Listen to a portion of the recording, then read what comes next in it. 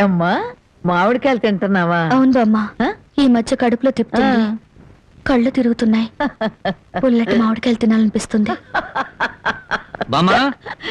ఒరే రాంబాబు, నీకు 100 ఏళ్ళు ఆయుషరా, మీ ఆవిడ కడుపుతో ఉంది. నిజంగానా?